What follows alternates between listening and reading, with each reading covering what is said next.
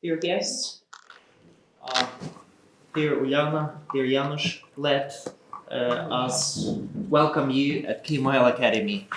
My name is Ostap Krivdik. I'm a chairman of the Ukrainian Strategic Initiative think tank, a think tank of this academy. Today we are going to speak on the important core topic on the strategic impact of Ukraine's war of independence in the world.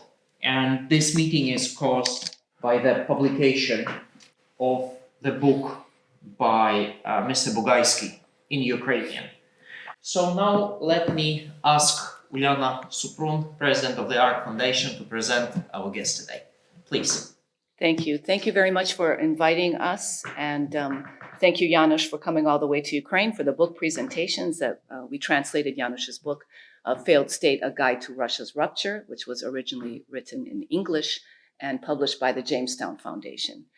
Today, Janusz is going to talk about the strategic impact of Ukraine's war of independence on Russia's rupture and on the process that's already occurring within Russia.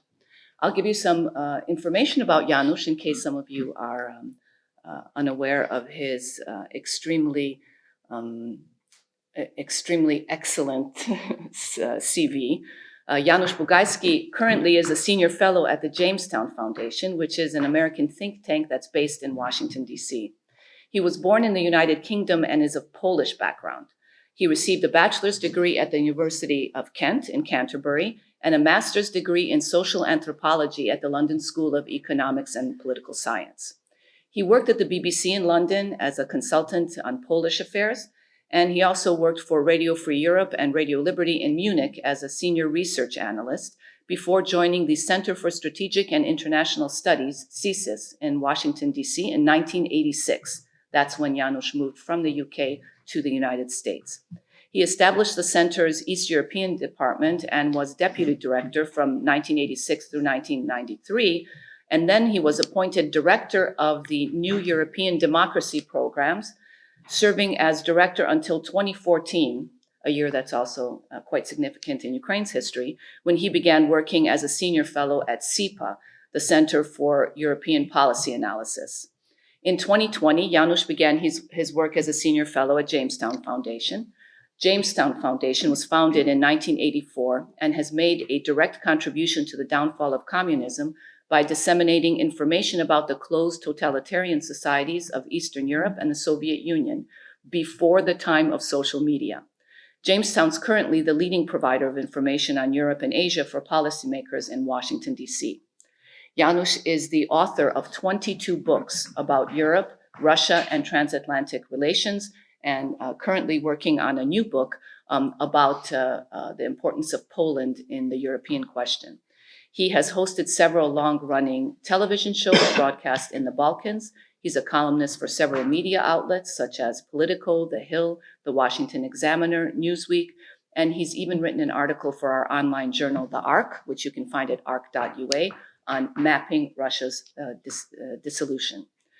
The U.S. State Department, the Helsinki Commission, USAID, the U.S. Department of Defense, RAND Corporation, IREX, and many other government and non-governmental organizations often consult with Janusz about European and transatlantic policy. He's lectured at multiple universities, not only at Kiev-Mohyla Academy today, and these are Georgetown University, Smithsonian Institute, Woodrow Wilson Center, the Johns Hopkins University, Stanford University, and many other research centers and universities around Europe, Canada, the United Kingdom, the United States, and Central and Eastern Europe. In 2020 and 2022, Janusz was one of the keynote speakers at the Free Nations of Post-Russia forums.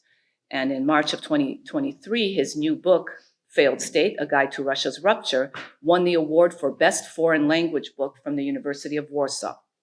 In Failed State, Janusz predicts the rupture of the last empire in Europe, and his book is a harbinger for policymakers around the world to prepare for the future filled with new opportunities and endless possibilities. In February of 2023, our NGO, RQA, published the Ukrainian language version of Janusz's book, and we're thrilled to have him here in person to discuss the themes that he put forward in the book, and his view on how Russia's war in Ukraine has already started the decolonization of the last empire in Europe. And the last thing that I'd like to say is on May 2nd in Moscow, there was an article published in RIA Novosti, in TASS and in RT and in other outlets in both the Russian and English language. And I'll quote the article. A number of American foundations commissioned by the State Department and the Pentagon have written a guide to splitting Russia for the American elite, said Nikolai Patrushev, Secretary of the Russian Security Council. And I quote him, "At once, several American foundations are actively acquainting the Washington elite with their scientific works, hastily written by order of the U.S. State Department and the U.S. Department of Defense, called Failed State, A Guide to Russia's Rupture," Patrushev said in an interview with the Izvestia newspaper. He noted that, quote, "The main stake, according to the authors, should be placed on the creation and maintenance of instability in the states neighboring Russia, as well as on the information war, including the support of the fifth column and incitement of internal Russian separation." So the looming rupture of the Russian Federation will be the third phase of the imperial collapse, following the unraveling of the Soviet bloc and the unraveling of the Tsarist Empire. And today, Janusz will talk to us about the strategic impact of Ukraine's war of independence on this process. So I'm very happy to introduce Януш Буґайський to talk to us on these very important, serious topics. Great. Thank you. Thank you, Uliana, and thank you, Ostap. And thank you to the Academy for inviting me. It was funny because I joked, I can't remember with who, maybe it was the driver. I said, please send me a picture of the driver that's picking me up on the border, because Patrushev may want to send his driver and take me to Moscow for a book signing ceremony. Anyway, he's given me a lot of publicity. I was hoping the State Department and Defense Department would deny the allegation, which would give it even more publicity, even more mileage. Anyway, thank you all for being here. What I'd like to do in this presentation is to look at, as we said, the strategic impact of the War of Independence on a much broader strategic picture. We have a map of the federal subjects. I have other maps of Russia, but I'm saving those for other presentations, because I'm not going to talk so much about Russia here, but more in terms of the impact of this war, not just on Russia, but on the wider region. So it's clear that Ukraine is confronting, and has been for quite a while, but particularly more intensive now, existential struggle, I would say, for its independence and its national survival. I mean, it's absolutely clear, and at least the intentions are very clear, is to eradicate the Ukrainian state and nation. They've often done it underhand, they've often done it in a sort of hybrid way. This is actually much more obvious what they're trying to do. But I would argue that despite the Kremlin ambitions, I'm convinced that Ukraine is going to prevail, and this struggle can only have one winner. I don't think there can be a compromise here. You can't compromise between eradication and survival. It's either one or the other.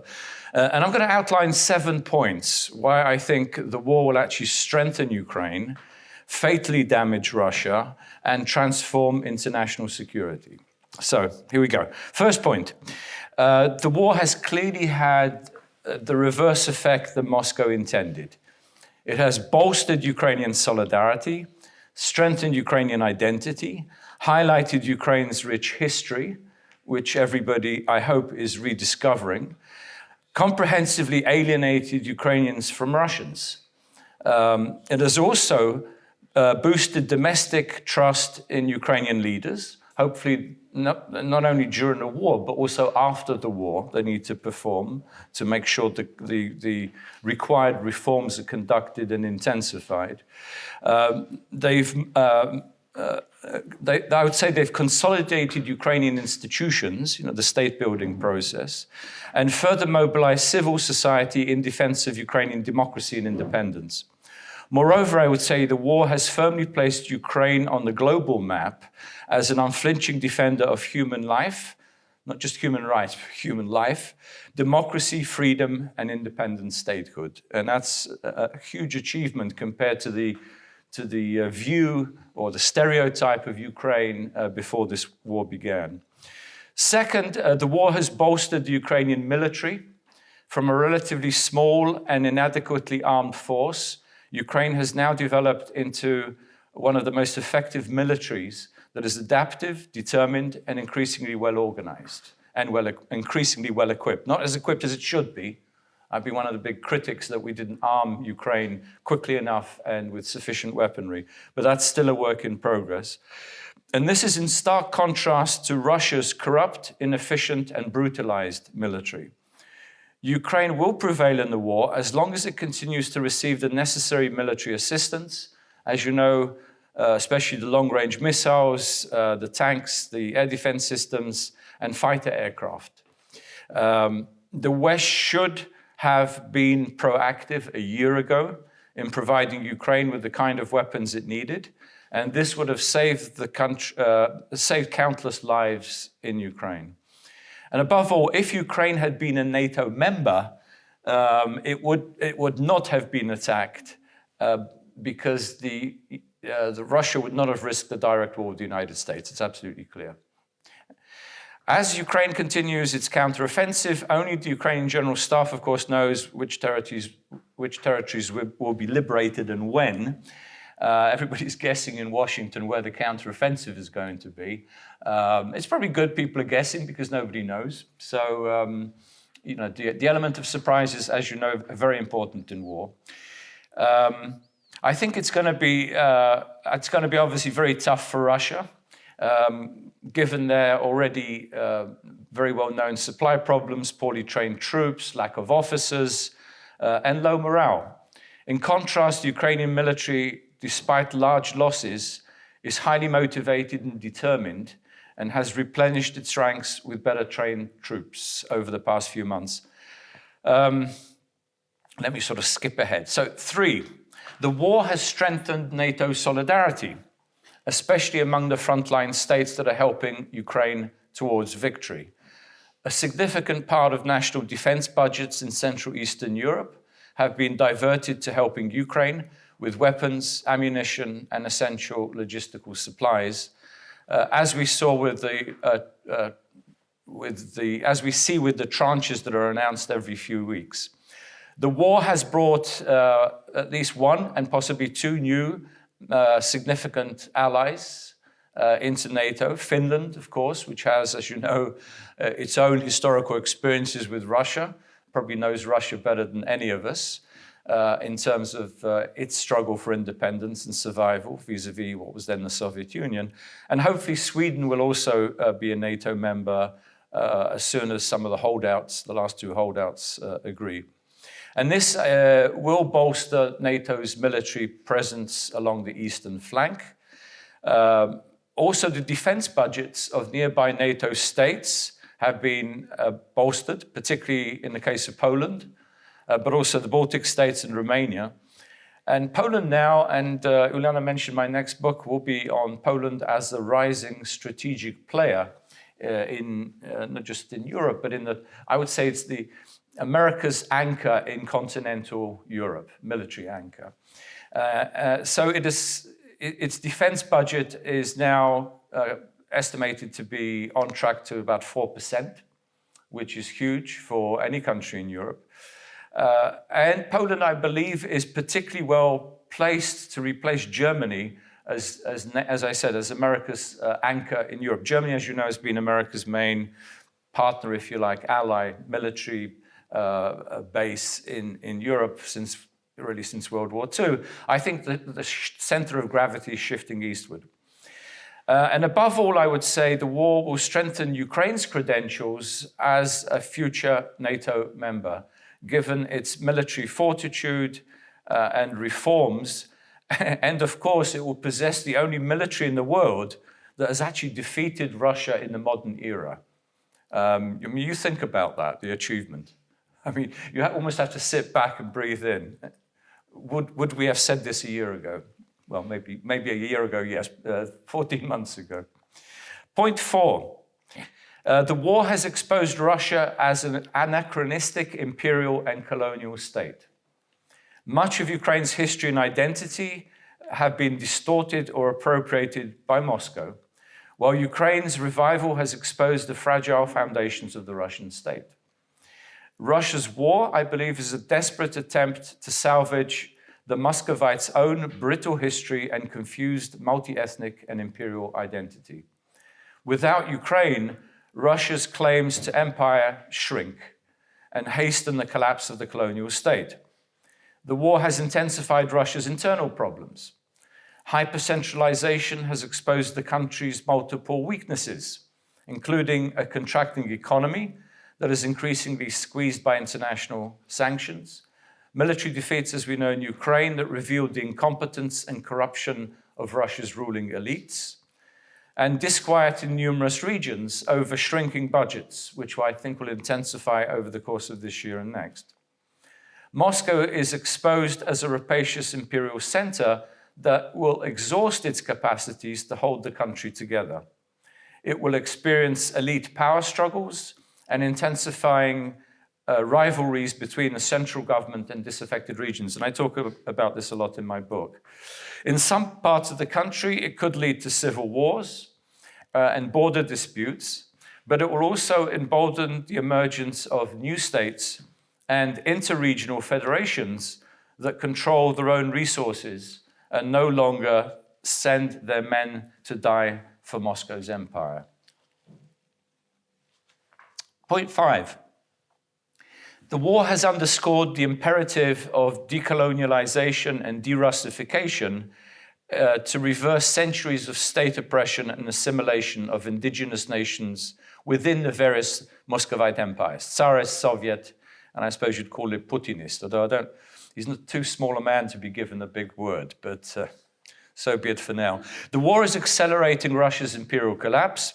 Russia's invasion demonstrates that the Kremlin does not respect international borders of neighboring states. But what I argue is that this imperial policy will boomerang. It will rebound on Russia itself as the country's external and internal borders become increasingly disputed by its numerous republics, regions, and neighbors. And my new book contends that the Russian Federation has been unable to transform itself over the past 30 or so years, either into a nation state, in other words, one based around a particular nation or ethno-nation. It hasn't been able to transform itself into a multinational civic state, clearly. A centralized authoritarian verging on totalitarian militarized state is not a civic state. But it's not even a stable imperial state, because in traditional imperial states, really the peripheries accept rule from the center and generally do not rebel, and there is continuity. Now, imperial states in the past have lasted for a long time. Point 6, I'm sort of missing bits because there's a lot of other stuff, but point 6. The war has placed Ukraine at the forefront of supporting indigenous nations in the Russian Federation. When I say indigenous, I mean those either in a majority or those that have been assimilated or Russified and denativized, if you like. Ukraine can play a major role, I argue, in Russia's rupture by recognizing the right to independence of numerous republics inside this failing federation, including, of course, Chechnya, Ichkeria, Circassia, Ingushetia, Tatarstan, Bashkortostan, Dagestan, Tuva, Sakha, Karelia, Kalmykia, and Buryatia in particular. And even the independence of the Cossack hosts. You know, there is movements for greater self-determination and even break from Moscow amongst the different Cossack hosts, Don, Terek, and other hosts, where Ukrainians can also provide more support for self-determination of large numbers of Ukrainians inside the Federation. I think Ukrainian renaissance in the collapsing Russian Federation can also be expected. And as you know, there are Ukrainian populations throughout the Federation, either not recognized or have been heavily Russified or have hidden their Ukrainian identity because of repression. So I think that's another very important part of what I think Ukraine can do, is to help their compatriots, kindred people, to rediscover their identities, rediscover the nationalities, the Ukrainian heritage. Okay, point 7. Ukraine's victory in this war will propel a revolution in global security and the collapse of the Russian Federation, for which Western policymakers are unprepared. This is what I argue, actually, particularly in the conclusions of my book, that we simply do not have either a vision, a strategy, or any means of achieving that strategy. Instead of planning contingencies for instance, external spillovers, and for capitalizing on Russia's de-imperialization, Western officials, too many, still appear to be stuck in a bygone era to try and keep this country intact. Most Western leaders still believe they can return to the post-Cold War status quo, and they fail to see the benefits of Russia's disintegration. I wrote actually an article published before this all-out war against Ukraine began. I think it was published in March. I wrote it about a month before National Interest, in which I talk about both how unprepared the West is not only for the internal convulsions that Russia will experience, but also unprepared for the impact of the spillovers of those convulsions in neighboring states. So let me list a few of the benefits, because I'm always sort of doing this. I did this at Jamestown, I did this at Hudson Institute, where we had the Free Nations Forum just a few weeks ago. But let me list a few of the benefits of Russia's rupture. As Moscow turns inwards, its capacity for foreign aggression will diminish, as well as its ability to promote Europe's energy dependence and engage in political corruption. NATO's eastern flank from the Arctic to the Black Sea will become more secure. It will enhance economic development and regional cooperation. Ukraine, of course, as well as Moldova, will be able to regain their occupied territories and petition for EU integration, as well as, particularly in the case of Ukraine, qualify, I would say, as number one in line for NATO integration. In other words, I often hear, well, this will be escalatory. So I say, well, how's Russia going to escalate? By invading Ukraine? They've already done that. So, let's forget escalation. Let's just bring Ukraine into NATO. Belarus, about which we don't talk about enough, will also be able to regain its independence, build a democracy, and develop productive relations with its neighbors. Nobody has claims to Belarusian territory, particularly not in Warsaw, and certainly not in Ukraine. So the idea that any Western country or Lithuania is a threat, as Lukashenko claims, to Belarusian sovereignty, Belarusian territorial integrity, is of course nonsense. It's sort of repeating the Putin line vis-a-vis Ukraine. So the idea that Western leaders, this is actually an interesting point. One of the criticisms that I've had to answer is that we somehow help Putin by talking about Russia's disintegration. In other words, and I think this is completely misleading, misses the point. In reality, and I've noticed this, and everybody should have noticed this over the past 30 years, it's silence, it's denials, it's defensive posture that actually encourages Moscow, helps Moscow.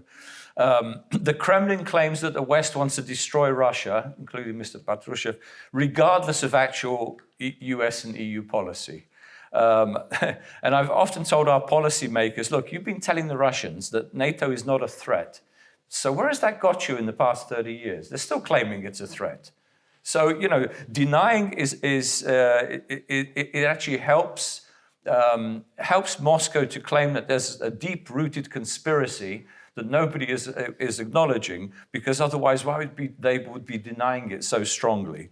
And I think it does actually fuel the Kremlin conspiratorial mindset. And I would think a much more effective approach would be to specify what the West supports and stick to it. A much more effective approach, for instance, would be to say we're backing pluralism, democracy, federalism, civil rights, and the autonomy of republics and regions within the Russian Federation. In other words, to make it absolutely clear, and the Biden agenda, and I often point out in my articles, is democracy promotion, right? So what happened to Russia? Why is Russia left out of democracy promotion? And if you promote democracy in Russia, you promote the possibility that these republics and regions are going to break away, because that's the choice of the people. So, and I think open backing for this will also help embolden Russia's citizens and demonstrate that they are not globally isolated. One of the things that the Putin regime does is to claim that the sanctions are driven largely by Russophobia, in other words, against the Russian people, which is of course nonsense. And again, the more you deny it, the more they claim there is a deep-rooted conspiracy. But instead of simply denying, why not show that we have some faith that the Russians will overthrow this regime, and that they will push, when I say Russians, Russian citizens, not all Russians, of course, Russian ethnics and non-ethnics, and that the citizens have the capability, have the capacity to build new states. Look what happened after the collapse of the Tsarist Empire. It's worth learning from history. A lot of historians are actually pointing this out, that a lot of new states were formed throughout, not just what used to be the Soviet Union, not just Ukrainian state, not just the Georgian state, Baltic states, Poland, and so forth, but also many regions of what is now the Russian Federation. Republics were established. People established governments against control from St. Petersburg and later from Moscow. Russian Civil War, the Bolsheviks spent years trying to not only against whites and against the anti-communists, but against republican movements, national movements in different parts of the what became the Russian Federation. So again, by supporting these movements, by supporting the rupture, through, let's say, explaining it as self-determination, America was created, if you remember, through a war of independence against an empire. Why not other countries emerging from the Russian Empire? So, we often forget our own, when I say we, the Americans often forget their own history. We weren't created by God, we were created by man. And we were created through a struggle for independence against an empire. So, last point I would say this is Western officials still exhibit wishful thinking that beneficial relations can be established with a post-Putin Kremlin, or that Russian liberals can democratize the empire. I'm sometimes accused that the breakup of Russia's wishful thinking. What have we been engaged in for 30 years? We thought Russia would become a normal state that we could cooperate with, that we could live in peace with, that through economic interactions that we could democratize. That's wishful thinking, wasn't it? That's wishful thinking. The other part of wishful thinking is, of course, to think that a bunch of Russian liberals, most of whom are in exile, and a few brave people, those that are imprisoned. I must say that throughout history, there have been Russian dissidents against the Tsar, against communists, and now against Putin, who are extremely brave people. But they're not the future of Russia. They don't have the support either at central level or local level. As I said, most of them are in exile, and I don't think they're going to come back like Lenin did. And take over the government. So again, wishful thinking that somehow Russia can be liberalized, can be democratized. I think that the only solution is the dissolution of Russia. So let me actually end there. That's a good line, actually. The only solution is dissolution. Thank you, dear Mr. Buγκайski, for a comprehensive view over the aspects of the outcomes of Russia's attack on Ukraine and possible ways for the situation of development. Yes, the United States challenged the British Empire, but we shouldn't forget that it did so successfully with the support of external power, France. So, therefore, how can a country win the independence war if it's not supported from outside is a tricky and challenging moment. And right now, Ukraine gets that support probably sometimes more than the countries are willing to give, but still less than Ukraine needs, considering the scope of the war. Empires do collapse. Persian Empire collapsed, Ottoman Empire collapsed, Austro-Hungarian Empire collapsed, Yugoslavia, socialist Yugoslavia, which was in a way also an empire, a Balkan empire, collapsed. And all of those collapses, they incurred wars. They happened during the times of wars. And there is a question whether the war is inevitable or not.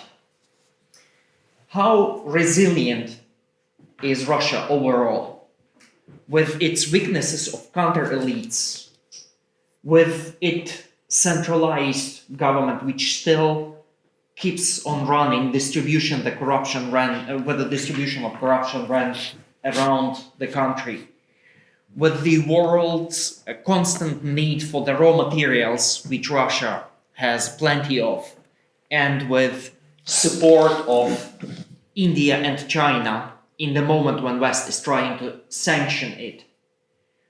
This would be my first question to you, Mr. Buဃайський. And here, let me be a bit of a devil's advocate and to caution us of considering the anger of a corner threat when we think of possible collapse of that last continental empire of the world. The anger of a, what did you say? Of the corner threat. Corner threat. Cornered rat. Oh, a cornered rat. I'm sorry. Yeah. I had the vision of Putin suddenly. I know one of the stories that he tells is when he cornered a rat. Yes, exactly. So that's what I'm bringing here for us to look into as possible mood, a state of mood of that entity. Yeah, I mean, there's a lot of questions that are packed there. Let me try a few. In terms of, let me start with the sanctions. Sanctions never take effect quickly. It always takes time. The main sanctions were imposed late. The main sanctions, of course, is energy. You know, if you deny Russia energy revenues, which Europe is doing now with the cap and with alternative supplies, alternative pipelines, alternative gas, and so forth, Russian revenue is now plunging. They have to sell gas and oil at a much cheaper rate to other customers, particularly China and India. And also, they don't have the pipelines from Western Siberia and the Arctic to China and beyond as they do to Europe. I mean, they've built a lot of their revenue streams on dependence on European consumers rather than Eastern consumers. Again, I'm not an energy expert as such. My wife is actually. She's one of the main energy experts in Washington. And she tells me that the alternative revenue streams for Russia are going to decline. Also, there is an investment now in Russian oil fields and gas fields. And the infrastructure, as we know in Russia, is pretty much dilapidating and becoming increasingly obsolete.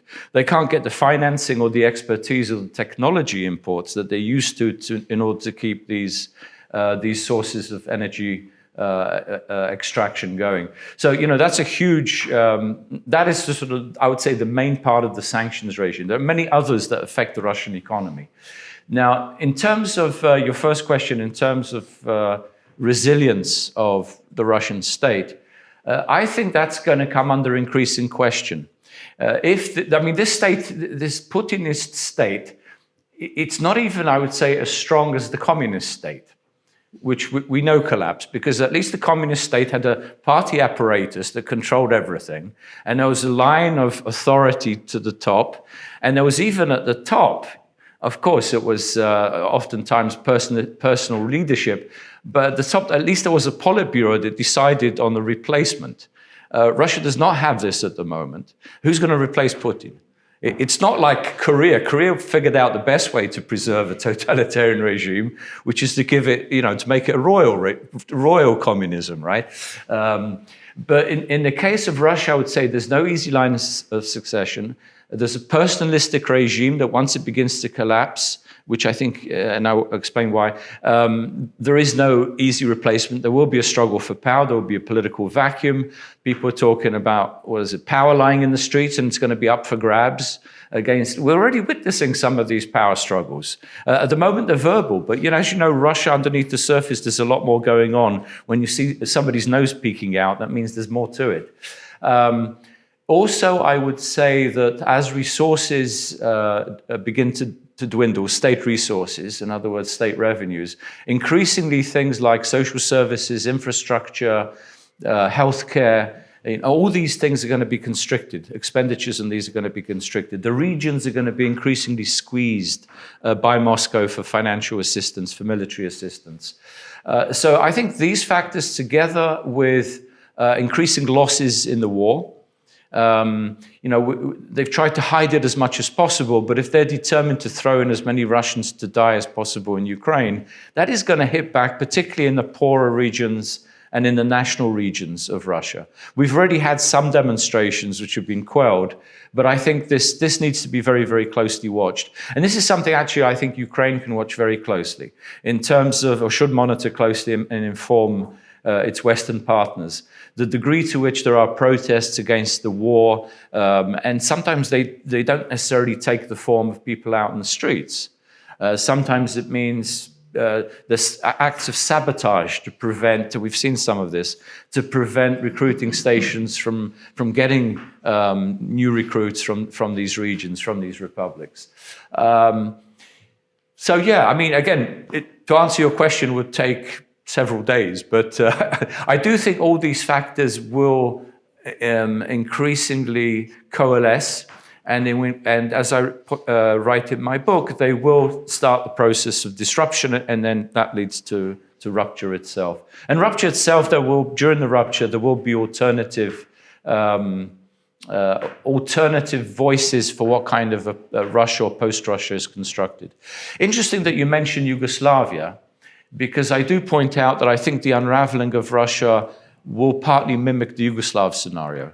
In other words, it won't be as peaceful as the Soviet dissolution, although the Soviet dissolution did also have acts of violence by the state. If you remember Vilnius, if you remember Tbilisi, exactly, and even Baku, and even Nagorno-Karabakh, which the Russians had a role in.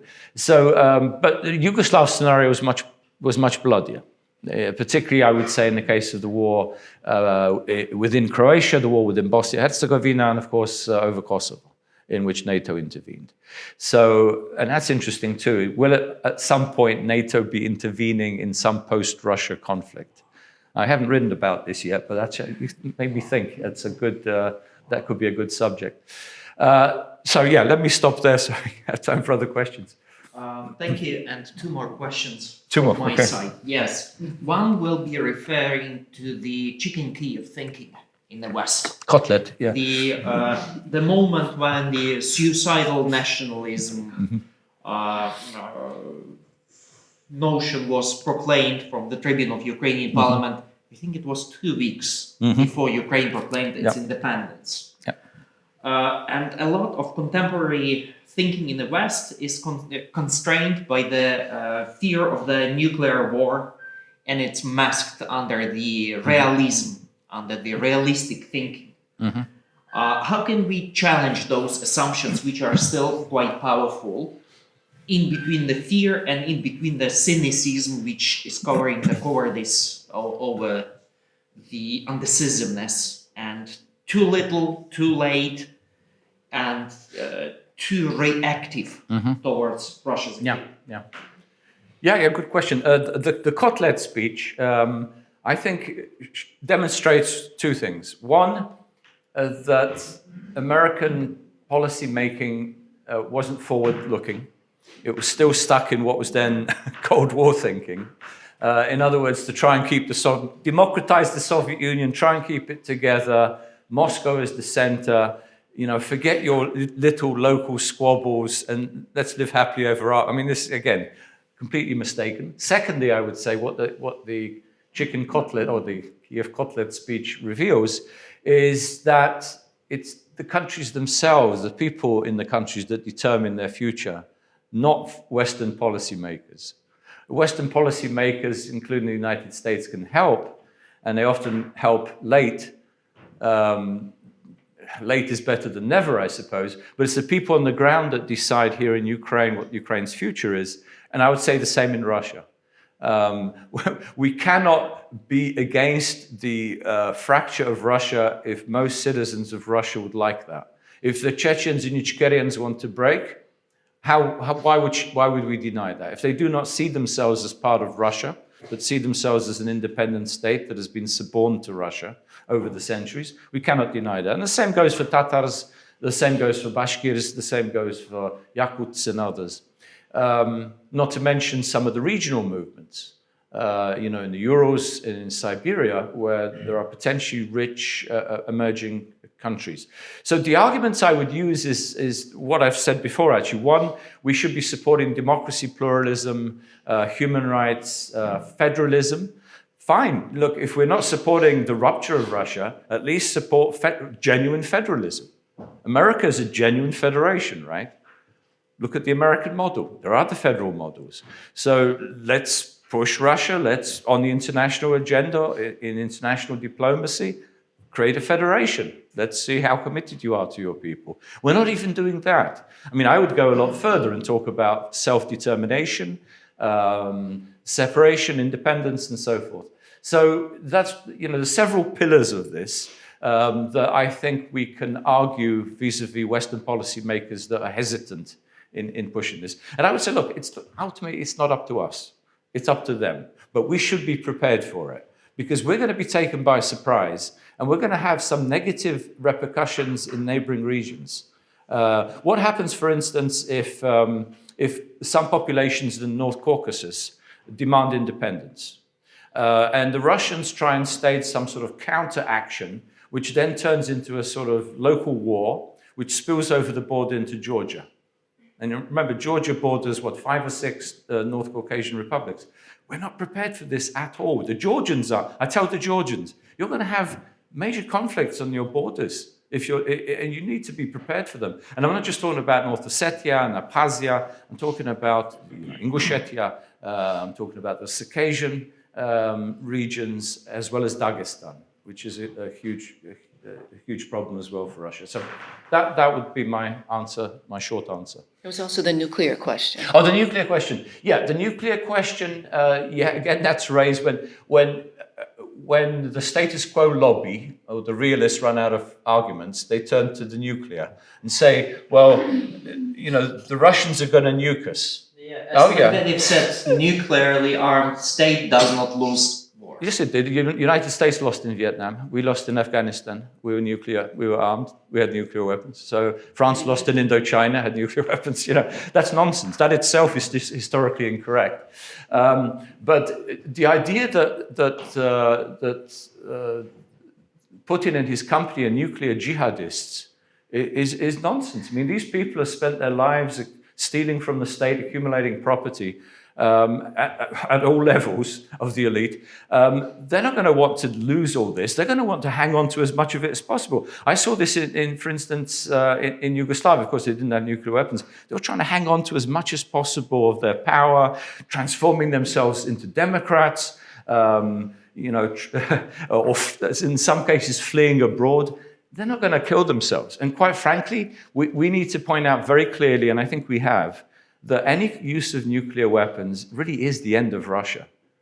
Any use of nuclear weapons against the West is the end of Russia, full stop. Secondly, I don't think they're going to use, I can't imagine they'd use nuclear weapons, tactical weapons, against Ukraine. Militarily, it doesn't make sense. If you look at the front, where would they use it? And what would be the impact? I mean, their own troops would be affected probably even more. Sorry? They don't care of their own troops. Yeah, but then of course, their troops would die. That would spark, I would say, even more of opposition to Russia. Because China has made it very clear to the Russians that any use of nuclear is going to be... there's no way China can support that, basically. China does not want to be dragged into a conflict with the West, with the United States, open conflict with the West. What I'm saying is nuclear use, tactical nuclear use, will clear those territories, not only affect Ukrainian troops, but it will clear those territories of Russian troops as well. And then you have a wasteland, okay? But it can't be depicted as a victory of any kind. I know they don't give a damn about their own troops, but they give a damn about controlling the territory. If they no longer control the territory because all the troops are gone, then it's clearly a loss, however many are dead. So I think nobody seriously thinks in Washington of the analysts I know at least that Russia would use a nuclear device. It's too risky for them. The pluses and the minuses outweigh the pluses by far, I would say. My very last question will be about strategy. Strategy is aligning ways and means to achieve ends. Ends are still not too clear for political elites in the West, specifically in the US, in the UK. If we look into the NATO leadership, even less so in Germany and France. Maybe in some Central European countries it is much clearer. So how do we make the ends, the desired ends from our side more clear? And what kind of means and ways are we to assemble to achieve it? To achieve Europe whole and free and in peace, to achieve some realignment of the territory which is vaguely called post-Russia, or maybe we can reach out for a better term. Yeah, well, again, you raise an important point. We've had this slogan, mantra, Europe whole and free, but what does it mean in practice? What strategy do we apply to that? I do think, though, in this war has exposed the fact that we really do and have lacked a strategic vision, if you like, or a strategic objective. Or it's too vague to be able to be applied, let's put it that way. And when it comes to a test about what we would like, Europe whole and free, we failed the test. We failed the test with Ukraine. Ukraine should have been armed better. I was urging 4 years ago, I remember in debates with some of our military, I won't name them, some of our military experts in Washington, that you have to arm Ukraine to the teeth, because a war is coming sooner or later. And without the weapons, without the deterrence, even better, without NATO membership, Russia is going to attack, is going to test us as well. And unfortunately, we failed that. And there's still this idea. First of all, there was the idea that the Russians won't do it. Secondly, there was the idea that if the Russians did do it, there's such a powerful military machine that they'd overrun Ukraine quite quickly. So why should we escalate with the Russians by giving Ukraine's weapons that won't in any case be able to defeat the Russian army and drag us into the conflict? That was the reasoning. Of course, a lot has changed. What's that phrase? America does the right thing after trying everything else, right? So we tried everything. I think there's such a phrase, isn't there? If I remember correctly, such a saying. But I think the Biden administration has been too slow, too incremental in providing assistance. It has been pushed. And thankfully, I'm here. I'm really proud to be Polish. The Poles have really pushed the American administration and Germans and French to properly arm Ukraine, because this is the one country, together with obviously Lithuania and Estonia and Latvia, that really understands that if Ukraine falls under Russian control, then who's next? Who's then under threat? Ukrainian independence, Ukrainian security is vital for Polish independence and Polish security, which means it's vital for NATO independence and NATO security. So, we at Jamestown have been critical of the administration in not supplying weapons fast enough. That there are lobbies within the United States looking at, I'm not going to go too deeply into American politics, but there are some factions within, particularly the Trumpist faction, if you like, or part of it, not all of it, part of it within the Republican Party, populist wing, if you like, that is against support for Ukraine. But there's also a faction within the Democrat Party, some of the progressives that are against, and they signed this open letter, I remember, a few months ago, that there should be a peace agreement, and this is peacenik, end war, You know, everybody would be happy if the war ends, but it doesn't work like that. But again, so there are factions within both parties that unfortunately have no clue what's going on and still have very either wishful thinking that peace can come quickly, or wishful thinking that America should not be involved because it's not their fight, which is the other side. So yeah, I mean, in brief, let me say that the policy should have been stronger. It should have been better prepared, and the vision for the future is still lacking, because what is it we want to achieve? And it took a long time for the Biden administration to say victory for Ukraine. But what does that mean? You know, the definition of victory now is going to be up for debate as this counteroffensive starts. At what point do we declare victory? So it seems that reality will be coming before the vision, and the reality will shape the vision. Well, yeah, I mean, reality does shape the vision because we don't have a vision, and you have to come up with some vision in order to justify policy, right? But there's still, I think, a lack of vision now in policy circles. Poland does have this vision, but I still don't think it goes far enough. I would want to see more politicians saying the sort of things we've been discussing today, that the only way to prevent a future Russian imperial resurgence is to make sure that the empire no longer has the capabilities, the resources, the military, and the ambitions to attack its neighbors. And I don't see that yet as a clear strategic objective of the West, which is, I think, the core of it. Thank you, dear Janusz. I think we have time for 2 questions from the audience. Who would like to ask the questions? Maybe I would. Sure. Dear Mr. Buγκайski, please give us your opinion on what in your mind is a turning point for Russian Federation when it reaches point of no return, I mean breaking point. Is it in political domain, military domain, economic domain, all together? Yeah, I call these triggers. In other words, events or game changers, if you like. I wouldn't say going back. I don't think there's any going back. It's a question of how fast they go forward towards rupture. And I think those triggers are now in place. Military, economic, human losses, demographic losses, falling state budgets, power struggles, all these things in combination, and there's about 12 different factors, 12 different elements, are going to drive this process forward. Now, what I say actually, and I believe this, I say this in the book, it's not going to happen overnight. Don't expect to wake up tomorrow morning and say, okay, we've got to establish relations with 20 new states. It's going to be, the Yugoslav wars, the secession of the countries emerging from Yugoslavia took almost 10 years. The wars began in 91? Although the dissolution actually began prior to that, as people began to leave, delegations from different republics began to leave the federal structures. But the war lasted really until 2001, when there was 99, of course, was the NATO intervention in Kosovo's independence. But also remember Macedonia, there was a guerrilla war by the Albanians. So, this will continue, for years. I couldn't tell you exactly how many. And so it's not something you're going to wake up to tomorrow morning and see the final outcome. But there will be an acceleration of this process increasingly, I would say, as the Russian elites realize they've got themselves into a huge mess vis-a-vis Ukraine. Huge mess militarily, economically, domestically. Thank you.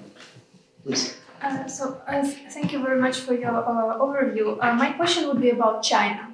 So when we look at the map of Russia potential dissolution, obviously one of the unarticulated publicly but very much debated unpublicly question is would it be actually in the US national interest for the huge parts of Russia to be dominated by China in that scenario? And so this concern actually also shapes pretty much the opposition to this scenario. How would you address those concerns? Yeah, it's a good point. I haven't heard that voiced in the same way that we should, although you raise an excellent point, that we should not support the rupture of Russia because this will encourage China. I don't think that's been thought through either by our policymakers. Quite frankly, I agree with you. I think there will be a threat by China to some of these territories, to try and take back some of these territories. And remember, there is under the surface of this communist facade, this authoritarian facade in China, there is a strong nationalist stream. And the nationalist stream, amongst which is that which looks back to the 19th century loss of territories, when China was very weak in the mid-19th century. Through various treaties, it lost territories in Ussuri and Amur regions that I know on some Chinese military maps they're still included as part of China. So I think, yes, there will be Chinese claims. The Chinese aren't stupid, though. They do this in much more crafty and long term. In other words, they would prefer not to have any kind of all-out war, but to, economic investment, moving in workers, buying up some resources, some infrastructure, tying the locals into some sort of Chinese-dominated economic system. So, and that will accelerate, I think, as Russia weakens. China, up till now, China has supported a strong Russia. My argument is that we should try and get these two countries at odds with each other. If these two countries are in conflict, that benefits us, that benefits the West, that benefits its neighbors. The other part of it, which we have to be, which I think we need to be involved in, and this is where I think not just the United States, but Japan, South Korea, Philippines, Taiwan, Australia, Canada can play a much bigger role, is to reach out to the regions of Russia that may be threatened by a Chinese takeover. Because there will be conflict not just with between Beijing and Moscow at some point over these territories, but between Beijing and some of the, Khabarovsk, Vladivostok, some of these regions that China has aspirations to. The other part, last part, is China obviously considers itself a near-Arctic power, right? Even though it's nowhere near the Arctic. But in other words, it wants to, as much as possible, to have a say in the control of the trade routes as global warming increases and as these trade routes along Russia's northern coastline become accessible to shipping, to trade, and so forth. And of course, there will be a military component to that as well. This is why I think, again, we should be much more engaged in this whole Arctic strategy than we are, to push back on any let's say, not only just Russian dominance of this, but also potential Chinese dominance. So there's a lot in play here, I would say, over the next few years. Thank you very much. Do we have any more questions? The very last one. Yeah, Yes?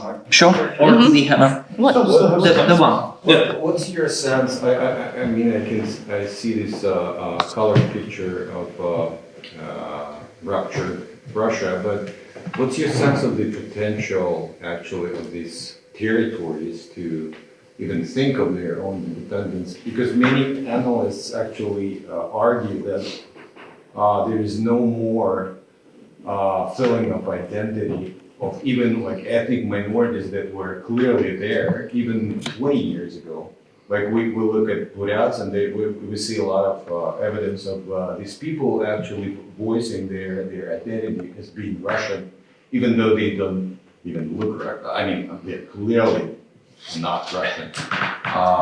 So what would be the nature or the potential of the territories to strive for sort of independence will be, well, I can see the Chechnya area as a solid piece that would definitely try that, but the rest of the territories like Siberia and others, they're clearly populated, but the people, they have clear Russian identity.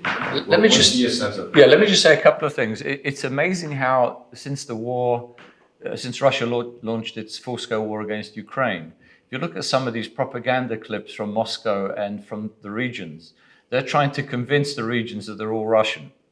And the more I hear this, we're Russians, Tatarstan, we're Russian. I remember there was one little video of kids sort of marching to this. The more one wonders, what is they afraid of? Why would they have to produce such a video to convince, to show the West that everybody's a Russian? unless they doubted themselves of the loyalty of these people to Russia. Also, I would say, again, it's part of state propaganda. What does Russian mean? Is it Ruski or is it Rossiyski?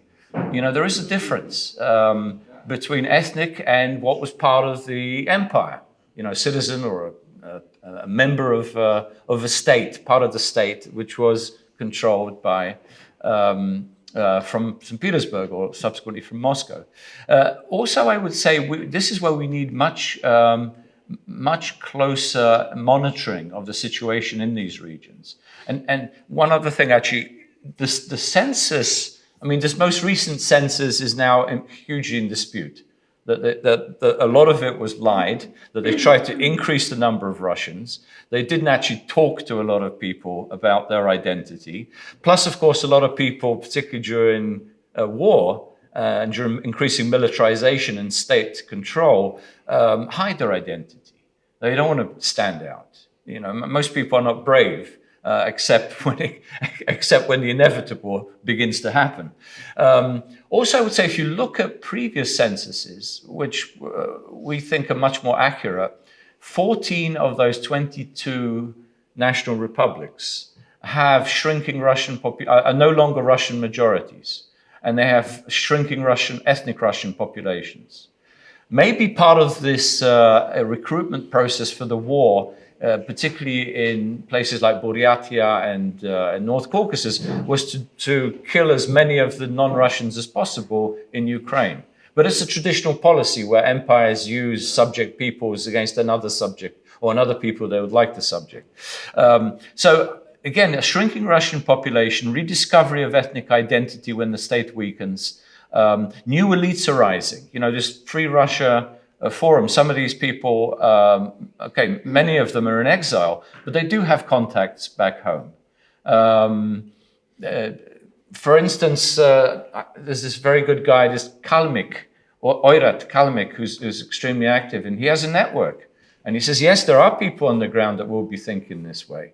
Younger generation, Circassians are rediscovering their identity. You look at some of the demonstrations recently in Turkey of Circassian peoples that haven't been allowed to revisit their homeland since the genocide in the 19th century. So, you know, ethnic identity is strengthened, national identity is strengthened during times of crisis. And we see this in Ukraine. Ukraine is now probably one of the strongest national identities in Europe, I would say. Why? Because it was threatened. So, you know, one shouldn't listen, first of all, I would say to, it's amazing how many people do get, I'm not saying you are, but get sucked in by Muscovite propaganda that, you know, the Russians, this is one state that will last forever. Remember how communism, how long it was supposed to last? Forever. Forever, right? And ever. And ever. And that was based on the Russian idea that they will last forever. Anyway, that's it. So, thank you very much for your time, for your presentation, for sharing your insight, for letting us shape that vision of the future of the post-Russia territory and of the victory for Ukraine.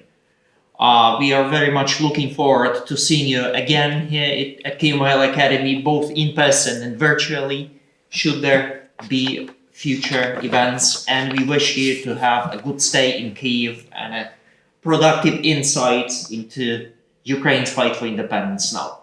Let us thank Thank you.